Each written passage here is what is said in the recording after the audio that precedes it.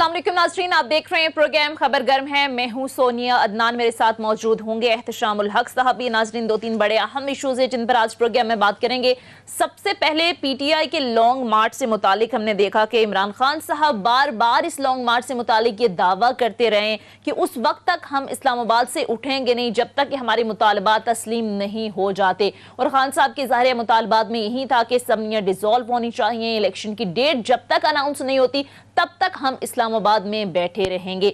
लेकिन आज सुबह हमने देखा कि सारी रात डी चौक पर जो मनाजिर रहे, कारकुनान वहां पर मौजूद रहे, शेलिंग होती रही, लाठीचार्ज होता रहा। लेकिन जब खान साहब अलग सुबह पहुंचे वहां पर इस्लामाबाद में तो उनकी जानिब से खिताब किया गया मुख्तसर सा, और उनकी जानिब से हमने देखा कि ना तारीख ली गई, ना असम्बली हुई, बल्कि 6 दिन की मजीद मोहलत दी गई हुकूमत को।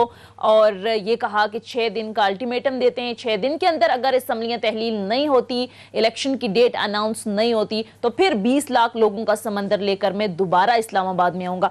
सुनिएगा जरा आज खान साहब ने इस हवाले से क्या कहा। तो ये जनाब एक गैर मुतवक्के सा एक अनाउंसमेंट थी खान साहब की जानिब से। बहरहाल अहम बात यह है कि आज वज़ीर आज़म शहबाज शरीफ साहब ने भी कौमी असम्बली में खिताब किया और उनकी जानिब से कहा गया कि इमरान खान साहब किसी भूल में ना रहना, इलेक्शन कब करवाने हैं ये ऐवान फैसला करेगी। लेकिन साथ में उन्होंने ये कहा कि बातचीत के दरवाजे खुले हैं, कमेटी बनाने के लिए तैयार हैं। हालांकि हमने देखा कि पिछले 2 दिन के जो हुकूमत है उसके जो इत्तेहादी हैं उनकी लीडरशिप के आप बयानात देखें तो उसमें बड़ा वाज़ेह तौर पर यह कहा जाता रहा कि असम्बलियाँ मुद्दत पूरी करेंगी, किसी सूरत हम अर्ली इलेक्शन की तरफ नहीं जाएंगे। लेकिन आज शहबाज शरीफ साहब के बयान के बाद ये बहस ज़ाहिर है जोर पकड़ गई कि क्या बैकडोर किसी नेगोशिएशन का ये नतीजा है कि खान साहब ने जो है वो मजीद 6 दिन का अल्टीमेटम दे दिया, क्या पसे पर्दा कोई डील हुई है, कुछ चल रहा है। इस पर ज़रा आज प्रोग्राम में बात करेंगे। इसके साथ साथ नाजरीन, कौमी असम्बली नैब तरमीमी बिल 2021 की दूसरी तरमीम भी आज कसरत राय से मंजूर कर ली गई। उसके बाद दूसरी अहम डेवलपमेंट ये हुई कि इलेक्ट्रॉनिक वोटिंग मशीन यानी ईवीएम और ओवरसीज पाकिस्तानियों को वोट का हक देने से मुतालिक जो गुज़श्ता हुकूमत ने तरमीम की थी आज उसे भी ख़त्म कर दिया गया और कसरत राय से ये तरमीम जो है वो कौमी असम्बली से मंजूर करा ली गई है। जो नैब तरमीमी बिल है इस पर चैलेंज करने का ऐलान किया गया है पीटीआई की जानिब से, इस पर भी ज़रा आज बात करेंगे। इसके साथ साथ नाज़रीन प्रोग्राम के आखिर में ज़रा बात करेंगे IMF और पाकिस्तान के दरमियान मुज़ाकरात खत्म तो हो गए लेकिन IMF की जानिब से ज़ाहिर है डू मोर का मुतालबा किया गया है और कहा गया है कि हम अपना प्रोग्राम उसी सूरत बहाल करेंगे जब तक जो सब्सिडीज दी गई हैं वो आप ख़त्म नहीं करेंगे, तब तक IMF की जानिब से कहा गया है कि वो किस्त जारी करने से इनकार कर दिया गया है। सारी सूरत हाल पर तफसील से बात करेंगे और बात करने के लिए प्रोग्राम में करेंगे सीनियर एनालिस्ट हैं हारिस नवाज साहब, इसके साथ साथ पीपल्स पार्टी के रहनुमा आमिर हसन साहब भी हमें ज्वाइन करेंगे और इसके साथ साथ नाज़रीन एहतशामुल हक साहब भी प्रोग्राम में हमारे साथ मौजूद होंगे। आगाज़ कर लेते हैं हारिस नवाज साहब आप सही। हारिस नवाज साहब, कैसे देखते हैं सारे सिनेरियो को? लॉन्ग मार्च का ऐलान किया खान साहब ने और हमने देखा कि खान साहब कल तक तो 1 इंच पीछे हटने को तैयार नहीं थे अपने मुतालबात से। फिर शहबाज शरीफ साहब का ये बयान आ जाना कि बातचीत के दरवाजे खुले हैं, कमेटी बनाने के लिए तैयार हैं। हालांकि उस एंड पे भी हम देख रहे थे, गवर्नमेंट के एंड पर भी वो कह रहे थे कि हम मुद्दत पूरी करेंगे, किसी सूरत हम इलेक्शन की तरफ नहीं जाएंगे। आपको लगता है कि बैकडोर कोई नेगोशिएशन चल रही थी या पसे पर्दा ये किसी डील का नतीजा है? सोनिया, 1-2 बातें बड़ी क्लियर हैं कि जाहिर है कि अगर जिस तरीके से वो आए थे बैठने के लिए और फिर उन्होंने जाहिर है कि ये भी देखा होगा कि लोग बहुत थक गए हैं, काफ़ी मुश्किलात से गुजरे हैं। एक तो ये भी उनको ख्याल होगा जितनी वहाँ डी चौक पे शेलिंग हुई वो भी हमें सबको मालूम है। बिल्कुल। सेकेंड, इसके साथ ये बात है कि आई एम श्योर कि कहीं ना कहीं से उनको ज़रूर ऐसी इंडिकेशन होगी कि आप अभी चाहें there should be some time given to government. और उसके साथ जाहिर है कि ये भी बात बिल्कुल आप सही कह रही हैं कि ये भी कहीं ना कहीं अंडरस्टैंडिंग हो कि कोई कमेटी बनेगी दोनों तरफ से, पीटीआई की भी और गवर्नमेंट की, जहाँ बैठ के कुछ चीज़ों पर मुज़ाकरात करेंगे। इसमें वो जाहिर है कि इलेक्शन की बात की जाएगी, उसके बाद ओवरसीज ये जो electronic voting machine electoral reforms की बात होगी और नैब के कवानीन की भी बात होगी। जाहिर अब ये पास हुए हैं, ये तो वैसे ही अनफेयर है कि आप इस तरीके से बैठ के आप एक ना उसमें ऑपोजिशन है ना कुछ है, अपनी मर्जी से बुलडोज करते हैं, ये करना भी नहीं चाहिए। तो ये सारी चीजें 1 हफ्ते से 10 दिन के अंदर मुझे लगता तो यही है कि ये और उसके बाद कहीं ना कहीं जाके डिसाइड हो जाए कि कौन सी डेट को आपने अर्ली इलेक्शन अनाउंस करने हैं, आपको लग कब रहा है कि इलेक्शन। मामलात अर्ली इलेक्शन की तरफ ही जा रहे हैं? क्योंकि जाहिर है आईएमएफ ऐसा लग रहा था और ये बातें बड़ी खुलकर हो रही थी कि इस गवर्नमेंट का मुस्तकबिल आईएमएफ की हाँ या ना से जुड़ा है। आईएमएफ ने तो सीधा सीधा ना कर दिया। उन्होंने कहा कि जब तक आप सब्सिडी वापस नहीं लेंगे तब तक तो हम प्रोग्राम बहाल नहीं करेंगे। तो मामलात अल्टीमेटली उधर ही जाते देख रहे हैं आप, इलेक्शन की तरफ। ऑब्वियस बात है, देखें इशू ये है कि कोई भी सिटिंग गवर्नमेंट हम्म। इस तरह के अनपॉपुलर और बोल्ड डिसीजन नहीं ले सकती about increase in petrol price, gas price, बिजली के बिल बढ़ाने में। हम्म। और ये जाहिर है अल्टीमेटली जाके उनको इलेक्शन में बहुत ज्यादा सेट कर, हम्म। इसीलिए ये चीजें अब उनको करनी पड़ेंगी। बट इट डिपेंड्स के इंटरम जो होते हैं वो पहले आते हैं बजट से पहले, या बजट ये अनाउंस करते हैं, क्योंकि ये बड़ा डिफिकल्ट टाइम है इसकी गवर्नमेंट के लिए, पीएमएलएन के लिए, कि अब इस वक्त क्या करेंगे। अगर बजट अनाउंस करते हैं तो इनके लिए प्रॉब्लम होगी, प्राइस इनको पहली को शायद बढ़ानी पड़ जाएगी। ये जो अभी फर्स्ट आएगी और उससे पहले ज़ाहिर है वर्ल्ड में से बात करके आए हैं, वो अगर ये प्राइस और प्राइस भी ठीक ठाक बढ़नी है, ये भी नहीं कि थोड़ी बढ़नी हो। इशू ये बिल्कुल सही कह रहे हैं। इससे एक तूफान महंगाई का और अवाम में बहुत ज्यादा अनरेस्ट होगा। बिल्कुल। तो इसके लिए ये हुकूमत क्या तैयार है? हुकूमत की तमाम उम्मीदें नाकाम हो गई हैं। सही सही। आप इकोनॉमिक डिजास्टर की तरफ जा रहे हैं। You take very, you can't wait, economy बहुत बुरे हाल में जा रही है। और बिल्कुल, आप कह रहे हैं कि हुकूमत के लिए मुश्किलात बढ़ गई हैं। आमिर हसन साहब, मैं आपकी तरफ आऊंगी। ये आज शहबाज शरीफ साहब ने बयान दिया, हालांकि कल तक तो हम देख रहे हैं कि पूरी की पूरी जो इत्तेहादी जमात है उनके लीडरान की जानिब से यही बयानात सामने आ रहे थे कि हम असम्बलियाँ किसी सूरत तहलील नहीं करेंगे, अर्ली इलेक्शन की तरफ नहीं जाएंगे। बहरहाल आज तो आपने जो इलेक्ट्रॉनिक वोटिंग मशीन था, ओवरसीज़ पाकिस्तानियों को वोट का हक देने का जो बिल था, तरमीम की थी पीटीआई ने, उसको भी ख़त्म कर दी है और यही मकसद था आपका गवर्नमेंट में आने के लिए, ये भी हो गया है।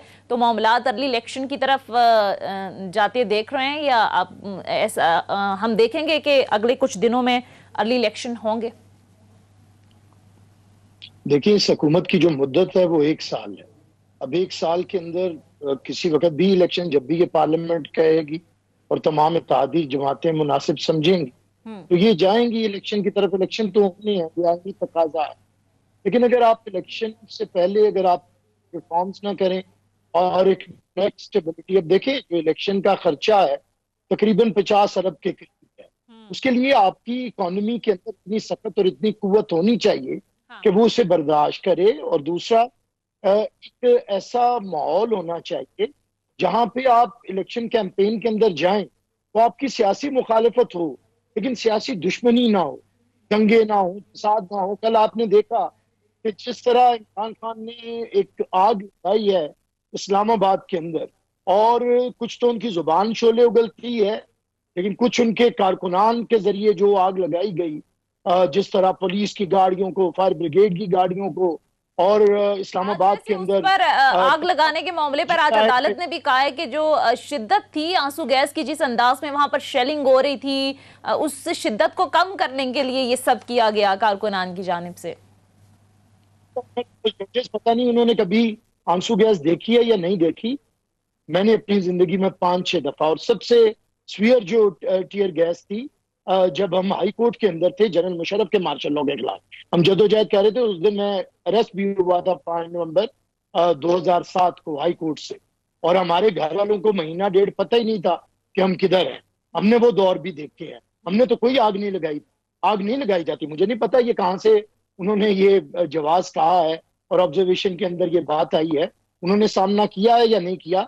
मैं अपनी बात करता हूँ, मैंने 6 दफा आंसू गैस का मुकाबला किया है। अभी इमरान के दौर में ये हमने किया जब चेयरमैन बिलावल भुट्टो नैब के ऑफिस आए और इमरान खान ने बदतरीन यहाँ पे टीयर गैस की इस्लाम के अंदर, हमने तो कोई आग नहीं लगाई थी। तो मैं समझता हूँ अब जवाब ढूंढना, सारे दरख्त जला दिए जाएं जो कहते थे एक गला नहीं टूटेगा। उन्होंने इस्लामाबाद के सारे सरसब्ज दरख्त, वो जो बिलियन ट्री सुनामी वाला था, उसने पूरे इस्लामाबाद के दरख्त जलाए। आमिर हसन साहब, मैं खुद वहां पर डी चौक में मौजूद थी। पुरान मुजाहिरीन पर जिस अंदाज में शेलिंग की गई, जिस तरीके से हमने देखा कि वो प्लास्टिक की गोलियां बरसाई गई, मैं खुद विटनेस हूं, मैं वहां पर मौजूद थी। पुरअमन था पूरा मुजाहिरा, लेकिन जिस अंदाज में शेलिंग की गई वो नाकाबिले बर्दाश्त थी सिचुएशन। बात तो सुन लें जी, जितना पुरअमन था ना, ये पुरअमन लोगों ने सिंध के अंदर पुलिस की गाड़ियां जलाई हैं, यहाँ पे फायर ब्रिगेड जलाई है, यहाँ पे पुलिस की गाड़ियां जलाई हैं। इन पुरअमन लोगों ने, कल वो खातून देखी कितनी पुरअमन थी कि पुलिस वाला सर झुका के चल रहा है और वो गालियां बक रही है साथ साथ चलते हुए। इतने ही पुरअमन लोग हैं। जितना इमरान पुरअमन है, जितना इमरान की जुबान खैर निकालती है, उतने ही उसके कारकुन पुरअमन है। और मैं हैरान हूं कि इतने आप लोग मेरे ख्याल से चीज की तरफ आ जाते हैं। इतनी पूरी कौम इमरान की ये अंधी तकलीद और मोहब्बत के अंदर हो चुकी है कि अब उन्हें कुछ नजर ही नहीं आ रहा मान रहे कि हैं कैसे आप, मजहब ये कार्ड कौम इस्तेमाल मान हो रही रहा है है। खान उनके ने कहा बयानिए को। कि जरा मजहबी टच दें, तो कोई शर्म नहीं आती? और मजहबी टच के बाद कोई कहे कि मैं आशिक़े रसूल हूं, क्या उसने मरना नहीं है? क्या उसने शफाअत रसूल हासिल नहीं करनी रोजे माशर? इतनी भी शर्म नहीं चले आनी? चले अगर ये सबको ठीक सुन है। मैं के भी आपकी तरफ आमिर आसिफ साहब दोबारा भी आऊंगी। एहतशामुल हक साहब भी हमारे साथ मौजूद हैं। एहतशाम साहब को भी शामिल गुफ्तगू कर लेते हैं।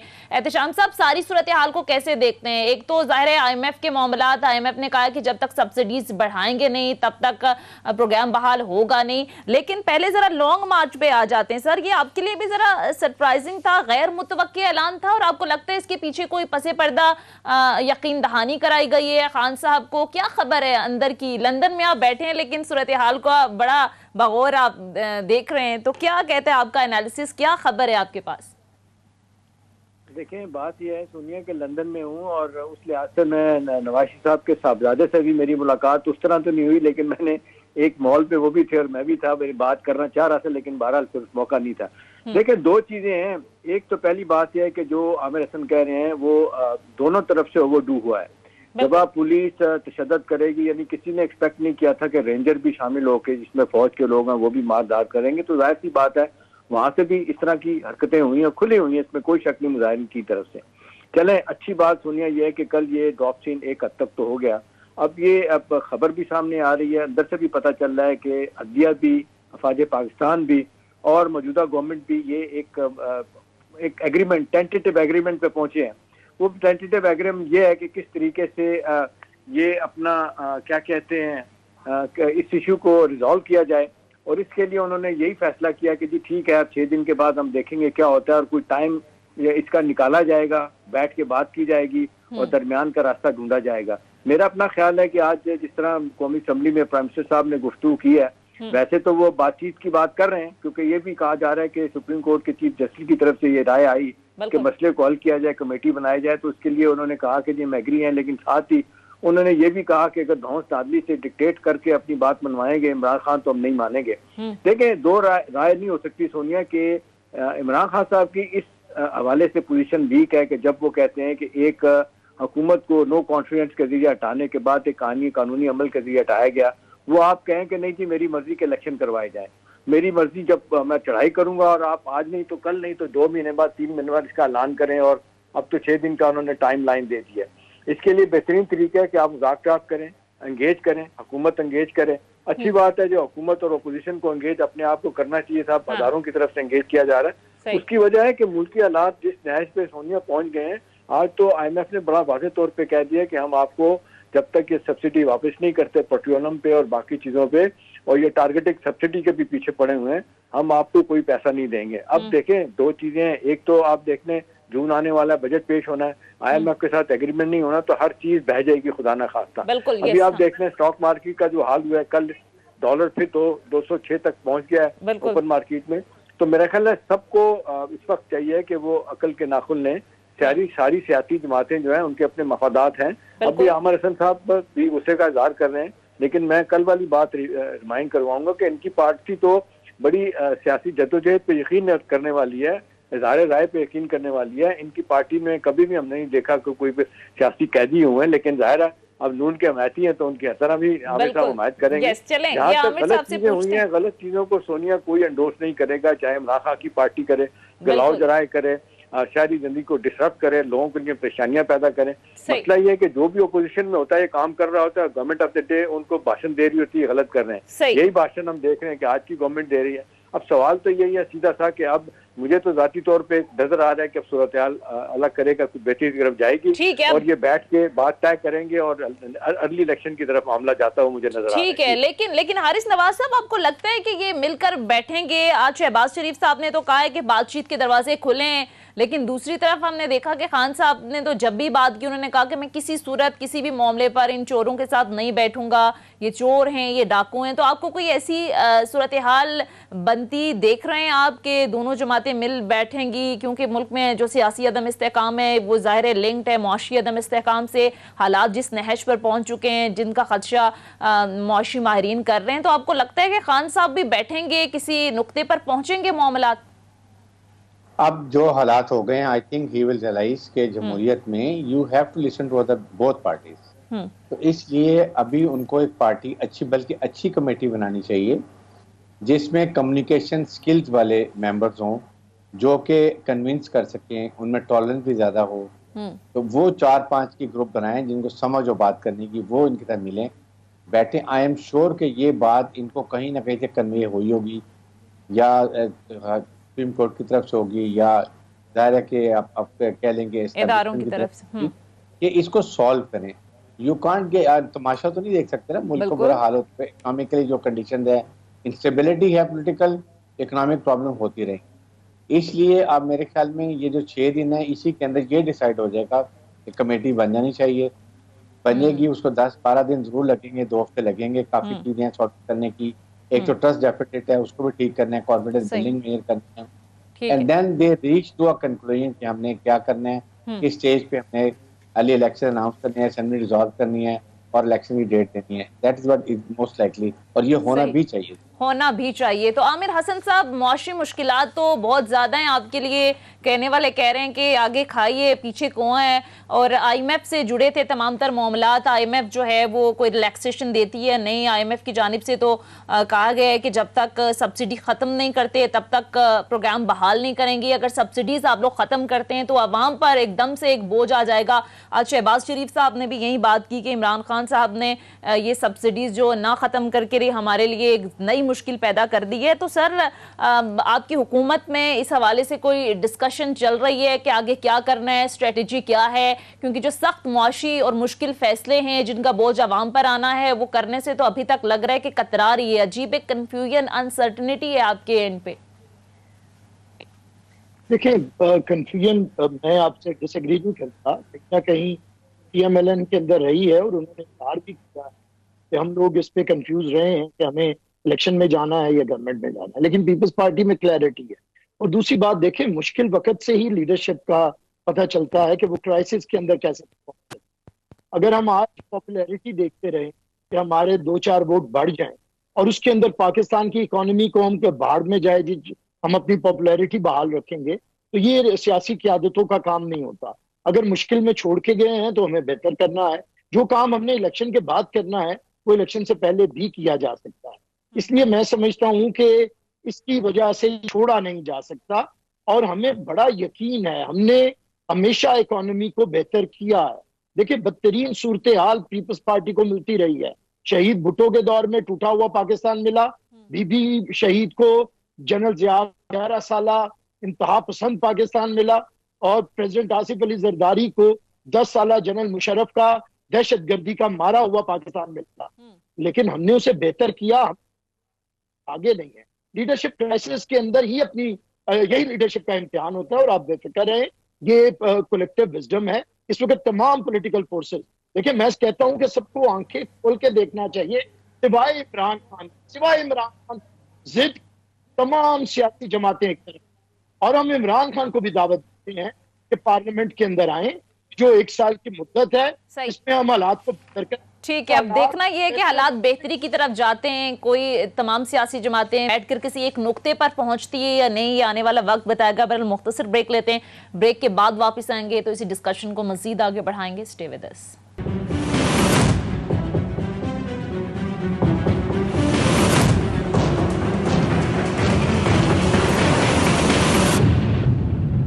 ब्रेक ब्रेक के बाद खुश आमदीद। एहतशाम साहब, ये जिस मकसद के लिए वैसे गवर्नमेंट में आए थे वो किसी हद तक पूरे तो हो गए हैं। नैब इस्लाहात की बात कर रहे थे, आज हमने देखा नैब ऑर्डिनेंस 1999 में तरमीम का बिल कसरत राय से मंजूर हो गया। फिर ओवरसीज पाकिस्तानियों को वोट का हक देना खत्म, फिर ईवीएम के हवाले से जो तहफुजात थे वो भी खत्म कर दिए गए। तो अब तो आपको लगता है कि मामलात बेहतर हो गए गवर्नमेंट के लिए, जो मकसद था उनका वो किसी हद तक पूरा हो गया? देखें जी, जितने कोलिशन पार्टनर हैं पीपल्स पार्टी और खास तौर पे पीएमएलएन और फजल रहमान साहब की पार्टी जेयूआई, जो जिस अंदाज से ये चाहते थे कि ऑपरेट करे नैब, वो तो उस तरह उन्होंने कर दिया, दांत उसके निकाल दिए। और उन्होंने बड़ा वाज़ेह तौर पे चीजें सामने आ गई कि किन जगहों के ऊपर नैब हाथ डालेगा, कौन से केसेस होंगे जिस पे डालेगा। तो बड़ा वाज़ेह तौर पे उसमें सियासी लोगों को बड़े जबरदस्त तरीके से बचाने की एक बड़ी कोशिश की गई और बच भी गए हैं। चले, ये हो गया, ईवीएम खत्म हो गया, ओवरसीज पाकिस्तानी वोट को। ये तो मैं फिर बार बार सोनिया कहूंगा कि ये कोई इससे इख्तलाफ करे ना करे, ये तो पार्लियामेंट में फैसले हुए। भले उनको इससे नजर आ रहा था कि उनकी मुश्किलात बढ़ गई थी, नैब के लॉ को तब्दील करना जरूरी था। और फिर बात वही आती कि नैब का लॉ ये दोनों एक दूसरे के खिलाफ पीपल्स पार्टी पहले मैंने इस्तेमाल करते हैं, अब तो इसी मरतबा इस्तेमाल हुआ। वो तो पीटीआई कहती है सिवाय एक आखिरी जो केस शबाशी साहब का था 25 बिलियन रुपए की मनी लॉन्ड्रिंग का, उसके अलावा बाकी सारे केसेस पीपल्स पार्टी ने पीएमएलएन ने एक दूसरे के खिलाफ किए हुए थे। हाँ। चले, वो तो ठीक है गया, वो तो एक उनका हक है पार्लियामेंट के अंदर जो करना उन्होंने किया। लेकिन इससे हटके जो जिसपे आपने देखा कि सो मोटो सोनिया सुप्रीम कोर्ट ने लिया था कि जिस अंदाज से आके ब्यूरोक्रेसी में तब्दीलियां की गई, एफआईए में तब्दीलियां की गई, जो केस चला रहे थे अपने शबाशी साहब के, हमजा के, इवन जरदारी साहब के, वो लोगों को सामने से हटाया गया। तो जाहिर है कहीं ना कहीं तो मामलात फिशी थे, खराब थे। अपने फायदा हासिल करने के लिए जहाँ फंस रहे थे, उन्हें पता था कि मंतकी अंजाम तक वो तहकीकात पहुंच रही हैं। खासतौर पे डॉक्टर रिजवान साहब जो दुनिया से चले गए हैं, और एक और साहब जो अभी भी अस्पताल में पड़े हुए हैं।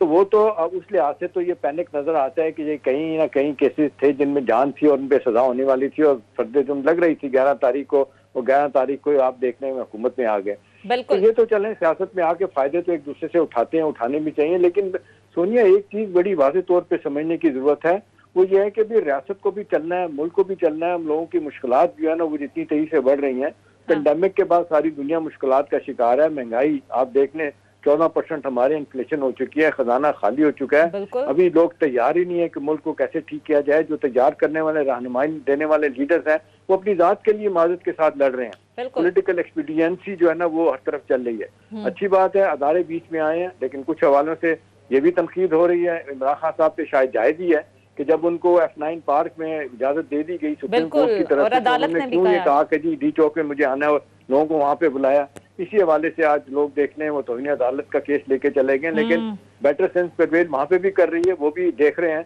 उन्होंने इस पे कोई खासा नोटिस नहीं लिया। बुनियादी वजह ये है कि वो नहीं चाहते, अदालतें भी नहीं चाहती कि मुल्क में अनरेस्ट हो, वही चाहती है मुल्क के हालात बेहतर किए जाएं। तो मेरा ख्याल है ये आपको बैठने का फैसला देंगे जो सबके लिए मिसाल बने, एक मिसाल बने। दूसरी बात है कि अब देखें ना, अब तो ये कोई खबर नहीं रही ना कि जिस तरीके से कल मुज़ाकरात हुए और अपने राजा परवेज अशरफ जो हमारे स्पीकर, उनके घर में चीजें तय हो गई थी। और उस पर फिर आपने देखा जो खबरें आई हैं, असद उमर साहब ने एजिटेट किया कि नहीं फौरन इलेक्शन की डेट दी जाए। भाई, आप डिक्टेट नहीं करा सकते, आप बैठ के बात करें, कुछ बीच का रास्ता तलाश करें। और फिर यह कि जब मेरिट पे आप जाएंगे, तो मेरिट पे तो आप नहीं कह सकते, मेरिट पे तो इलेक्शन तो अगस्त 2023 में ही होने हैं। तो ठीक है, आपको तो वोट से निकाला है, या तो आप वोट करके आ जाए। देखें ना बलूचिस्तान में क्या हुआ, वोट ऑफ नो कॉन्फिडेंस होनी थी। वो जो बजिंदो साहब हैं, वो 13 बंदों ने पेश करनी थी तहरीक, वो वैसे ही खत्म होगी, इसलिए कि 11 लोग थे पेश करने वाले, तो फिजल आउट होगी। आज वैसे तनकीद भी की है आज उन्होंने, जान कमाल साहब ने किया जाए तो कई हवालों से तो इमरान खान साहब और उनकी पार्टी के लोग जाती कर रहे होते हैं। वो चाह रहे होते हैं कि हमारी बात हर सूरत में मानी जाए। तो मेरा ख्याल ऐसा नहीं है। अब वक्त आ गया कि गिव एंड टेक करके मामलात को बेहतर किया जाए, मुल्क को देखा जाए कि मुल्क किधर जा रहा है। आपके दुश्मन देख लें, कल से बात हो रही है यासीन मलिक को जिस तरीके से उम्र कैद हो गई है, इंडिया में आप देख लें वहाँ पे खुशियां मनाई जा रही हैं। पाकिस्तान में अनरेस्ट देखने के बाद जिस तरह उनके टीवी दिखा रहे हैं यहाँ पे, तो आपका क्या ख्याल है कि ये इस वक्त के मौका नहीं है कि सियासी जमातें अपने छोटे छोटे मफादात को छोड़ के मुल्क के बारे में, अवाम के बारे में सोचें। तो मेरा ख्याल है अच्छी बात है, अदारे इंटरवीन कर रहे हैं। अल्लाह करे कि उनकी इंटरवेंशन कामयाब हो और मुल्क दोबारा से किसी डगर पे चल पड़े। ठीक है हारिस नवाज साहब, ये एक तो नैब इस्लाहात इन्होंने करनी थी, वो कर ली, फिर ये ईवीएम को खत्म कर दिया। दूसरा, ओवरसीज पाकिस्तानियों को वोट का हक देने के मामले पर तो पीपल्स पार्टी भी ऑन बोर्ड थी, इनके मैनिफेस्टो में भी शामिल था कि जब आएंगे तो हम ये बहाल करेंगे। उसके बाद मुस्लिम लीग नून की जानिब से भी, तो ये क्या खदशा था इनको, इन्होंने आते साथ ही इसको खत्म कर दिया। कहते हैं कि 90 लाख से ज्यादा ओवरसीज पाकिस्तानी है, वो ज्यादातर जो सपोर्ट है वो इमरान खान साहब के हक में जाती है। इसी खदशे के तहत ये सब खत्म किया गया। ये देखें, ये तो बहुत ही अफसोसनाक बात है। 2-3 बातें। नंबर 1, नैब का अदारा इनको समझ ही नहीं आया कि क्यों बनाया गया था। नैब इज नॉट लाइक FIA और किसी और अदारे की तरह है। ये वो बनाया गया था to recover looted money in the earliest possible time without going to the courts unnecessarily। इसीलिए इसमें पहले वॉलंटरी रिटर्न शामिल किया गया, फिर प्ली बार्गेन रखा गया, और अब जो टीचर्स कर दिया है ये बहुत ही अनफेयर है। एक आपका वॉच डॉग रह गया जिससे लोग डर रहे थे। आपको चाहिए था कि इसको और बेहतर करें ना, 99 आप इसको इम्प्रूव करें, बेहतर करें, स्ट्रॉन्ग करें, लेकिन ये नहीं कि इसको आप विंग्स क्लिप करके जीरो कर दें। 14 दिन में आपने रिमांड लेना है, उसके बाद आपने इंक्वायरी करने के बाद पकड़ना है, आपने सारे प्लानिंग वाले स्कीमें, ये जो गवर्नमेंट ऑर्गेनाइजेशन है, इनकी आप कोई केस ले नहीं सकते हैं। तो गिरफ्तारी से पहले सबूत होने चाहिए, सबूत देने होंगे। तो पकड़ना की बात क्या है, how would you recover the money? अगर किसी ने पैसा पकड़ा है तो ये तो नॉर्मल FIA का केस होगा, लगे रहे 20 साल लगे रहे, कुछ नहीं होगा। तो आप कम अज कम ये आपको करते, कह देते कि जी ये पैसा कैसे रिकवर होना है, इनको समझ ही नहीं आ रही है। ये प्ली बार्गेन और वॉलंटरी रिटर्न से होता था, पैसा क्या पकड़ लेते थे, इंक्वायरी करते थे, वो एक्यूज मानता था, आप पैसा रिकवर कर देते थे। रिगार्डिंग ओवरसीज पाकिस्तानी, ये एक बहुत ही गलत डिसीजन इसलिए है कि overseas Pakistani the very annoyed. $32 billion वो साल में भेजते हैं। दे आर ओपनली सेइंग कि हम पाकिस्तान में पैसा आप बैंक के थ्रू नहीं भेजेंगे, अगर हमें ये राइट खत्म करेंगे, हम ये पैसा हुंडी के थ्रू भेजेंगे। Mean they will give pounds और dollar in their own respective country, और यहाँ उनको रुपया मिल जाएगा। तो फॉरेन एक्सचेंज का आपको बहुत सख्त शर्त होगी। ईवीएम में भी होती, लेकिन अब 1-2 ऑप्शन सोनिया इनके पास रह गई हैं। नंबर 1 है कि ये जाहिर है कि ये कमेटी में बैठ के कोई फैसला कर लेंगे। नंबर 2, आपने देखे कि बाप पार्टी जो है वो इस वक्त बहुत नाराज हो गई है, बिल्कुल। तो ये बड़ी अहम बात आपने की है, इस पर मैं आऊंगी आखिर में, इस पर बात करेंगे जरा बलोचिस्तान की सारी सूरत हाल पर। लेकिन आमिर हसन साहब से जरा मैं कमेंट ले लूं। आमिर हसन साहब, ये एक तो ये बताएं कि सर आपके तो मैनिफेस्टो में शामिल था ये ओवरसीज पाकिस्तानियों को वोट का हम हक देंगे, ये आपने आकर खत्म कर दिया। और दूसरा, हारिस नवाज साहब जिस तरह से बात कर रहे हैं कि इन लोगों के भेजे गए डॉलर मैशत के लिए लाइफ लाइन है, तो फिर ये आपने खत्म कर दिया। दूसरा, ईवीएम के मामले पर जब उन्होंने तरमीम की थी तो आप लोगों को तहफुजात हैं, अब ऑपोजिशन की सबसे बड़ी जमात की उसके बाद उनको भी तहफुजात हैं, आपने अपनी तरमीम कर ली। अब अगर जो आपने तरमीम की इसके मुताबिक इलेक्शन होते हैं तो क्या गारंटी है कि पाकिस्तान तहरीक इंसाफ इसको मानेगी? सोनिया साहब, मुझे जरा थोड़ा मौका दीजिएगा, मैं तफसीलन इसके बारे में बताता हूँ जो गलतफहमियां वो पूरा। देखिए, शायद केके साहब ने अभी उस जो अपने बिल पास किया है वो पढ़ा नहीं है। उसमें हमने उनका वोट का हक खत्म नहीं किया, जिस तरीके से दिया गया था उस पर इलेक्शन कमीशन ने सिक्रेसी का और सिक्योरिटी का इशू रेज किया था। हमने इलेक्शन कमीशन ऑफ पाकिस्तान को कहा है जो समंदर पार पाकिस्तानियों को, ओवरसीज को आज भी वोट का हक है। अब वो किस तरह वोट बाहर से करेंगे, उसके लिए हमने इलेक्शन कमीशन के ऊपर छोड़ दिया है कि वो कोई तरीकाकार इख्तियार करे जिसमें सिक्रेसी का और सिक्योरिटी का कोई इशू ना हो और पाकिस्तान के अंदर इलेक्शन रिग ना किए जाए। दूसरी बात, ओवरसीज पाकिस्तानियों के लिए हम सीट्स भी मुख्तस कर रहे हैं। इसके लिए हमने यूरोप और UK और इसके अलावा अमेरिका और मशरक़ वस्ता, इनके लिए सीट्स उन्हें नुमाइंदगी भी पार्लियामान के अंदर दे रहे हैं। सिर्फ उनसे वोट ना लें, उन्हें हक भी दें कि वो पार्लियामान के अंदर बैठे। ये इस बिल की खूबी है। दूसरी बात ये है कि पाकिस्तान तो ले लिया ना सर, नुमाइंदगी दी है, लेकिन चंद एक लोगों की होगी ना, वोट का हक तो खत्म हो गया। सब उनका वोट का हक है, यही तो मैं कह रहा हूँ, वो आज भी वोट डाल सकते हैं।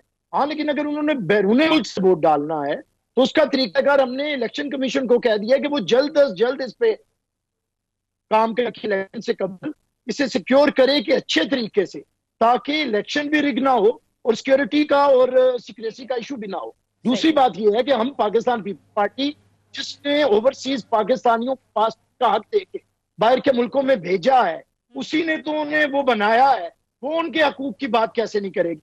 दूसरा जो नैब लॉज की बात ठीक है, आपका पॉइंट आ गया आमिर हसन साहब। बहरहाल मुख्तसर गया, बहुत बहुत शुक्रिया बैरिस्टर आमिर हसन साहब, पीपल्स पार्टी के रहनुमा, हमारे साथ प्रोग्राम में मौजूद थे। मुख्तसर ब्रेक लेते हैं, ब्रेक के बाद जब वापस आएंगे तो कुछ मजीद इश्यूज पर बात करेंगे। स्टे विद अस।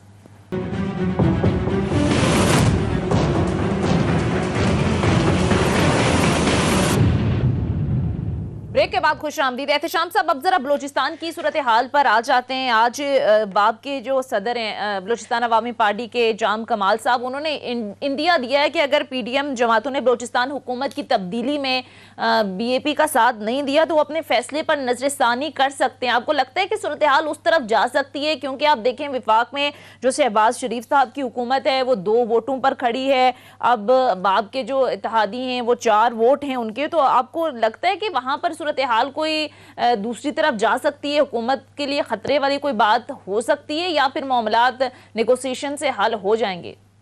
सुनिए, मेरा ख्याल है नेगोशिएशन की शायद वहाँ जरूरत ही ना पड़े। आपको पता है बलूचिस्तान जो चलता है और चलाया जाता है, कहाँ से चलता है और कहाँ से सारे मामला तय होते हैं, वो आज से नहीं है। तो पिछले 50-55 साल से वहाँ का बाबा आदम ही कुछ और है। तो लिहाजा पॉलिटिकल एंगलिंग जो है ना उस पर कम होती है।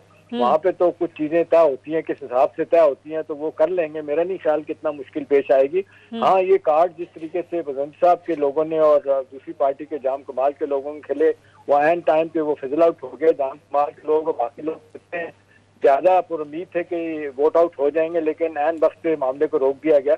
तो मेरा ख्याल है ये भी कोई अच्छा साइन नहीं था कि एक तरफ मरकज में सूरत बिगड़ी है। पंजाब आज भी आप देख लें, कैबिनेट नहीं बनी, 12 करोड़ का सूबा, वहाँ पे आप देखें बलीगुर रहमान साहब को गवर्नर बनाने की बात हो रही है, लेकिन वो बनाया नहीं जा रहा क्योंकि गवर्नर साहब बैठे हैं, स्पीकर साहब बैठे हैं, चीफ मिनिस्टर जो पुराने हैं बुजदार साहब वो भी कहते हैं मैं अभी तक हूँ, काबीना है नहीं है, अपना क्या कहते हैं हमजा शहबाज की, तो वो एक मुश्किल सूरत हाल से गुजर रहे हैं। तो अब मेरा ख्याल है लोग अफोर्ड नहीं कर सकते कि अब ये बलूचिस्तान में भी कितना बड़ा अपहीवल हो, और इसको रोकने के लिए मेरा ख्याल है कोशिश की जाएगी और मैनेज हो जाएगा। असल मसला सोनिया जो है ना वो यहाँ पे सेंटर में है। लास्ट मिनट है, मैं हारिस नवाज साहब, जी लास्ट मिनट है सर माजरत के साथ। हारिस नवाज साहब, आपको क्या लगता है बलूचिस्तान में कोई मामलात आपको लगता है कि सूरत हाल उस तरफ जा सकती है जिसका जाहिर है लग रहा है शहबाज हुकूमत जाहिर है 2 वोटों पर खड़ी है और बाप की वोट बड़े इंपॉर्टेंट है? देखें, बड़ी क्लियर सी बात है। 2 ऑप्शन अभी इस वक्त है। एक तो कमेटी बनती है और वो मसाइल हल करके इलेक्शन अनाउंस कर दे। फॉर इंस्टेंस अगर पीएमएलएन कहती है और पीपल्स पार्टी कहती है कि हमने इलेक्शन नहीं कराना, फिर आपके पास है कि वहां पर आपके बाप के 1-2 वोट जो हैं वो, और प्रेसिडेंट वोट ऑफ कॉन्फिडेंस कह देता है कि शहबाज शरीफ को भी वोट ऑफ कॉन्फिडेंस दें। हाँ। तो फिर वो वोट बहुत मैटर करते हैं, वो तलवार उनके ऊपर लटकती रहेगी। साथ ही काफली के भी 1-2 वोट हैं।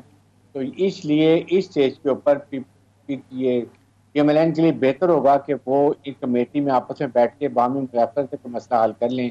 अदरवाइज वोट ऑफ कॉन्फिडेंस जाने के लिए तो दोनों ऑप्शन अभी पड़ी हुई हैं, इसलिए they will have to come to negotiating stage के ऊपर आएंगे। सही, ठीक है, बहुत बहुत शुक्रिया। प्रोग्राम का वक्त खत्म हो चुका है। Retired senior analyst Haris Nawaz साहब हमारे साथ मौजूद थे, सीनियर एनालिस्ट एहतशामुल हक साहब भी।